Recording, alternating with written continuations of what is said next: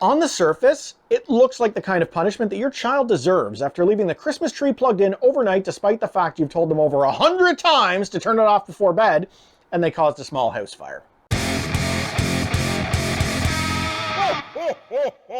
Hi again, and welcome back to the channel. I am so excited to be bringing you today's new holiday candy review. Before we get too deep in the weeds, I actually want to flash back to last week when I covered the new Elf on the Shelf cereal, and we discussed potentially an alternate deterrent to bad behavior around the holidays. We've had the answer all along. Coal. If you've been bad, you get coal. Where this failed is that Santa's a big old softie. You know, you probably went to elementary school with some big jerks in your classroom and not a single one of them ever took their lumps from Santa. Santa doesn't need an elf. What he needs is to find his sack, the one filled with coal. Well, take a look at who came through in the clutch but the Sour Patch Kids, offering up a big old box of coal to misbehaving children.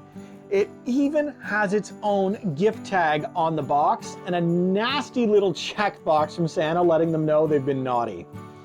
You know, at first I thought they'd misspelled villain on the box, which would have been doubly hilarious because now not only are you a naughty little child, but you're also the lead antagonist in an upcoming Disney film where you're almost certainly going to die.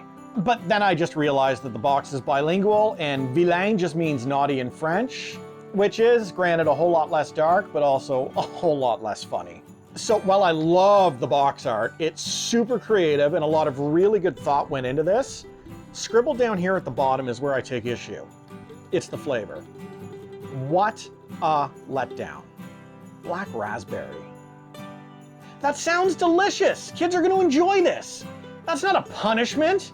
If you told me that by acting up around the holidays I'd wake up to find black raspberry Sour Patch Kids in my stocking, I'd probably go rob a bank and make sure that I got caught. However, let's see what we're dealing with. Maybe it's awful.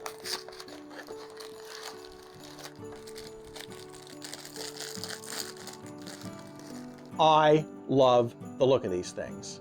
They're little piles of coal-looking stuff coated in citric acid. On the surface, it looks like the kind of punishment that your child deserves after leaving the Christmas tree plugged in overnight despite the fact you've told them over 100 times to turn it off before bed, and they caused a small house fire.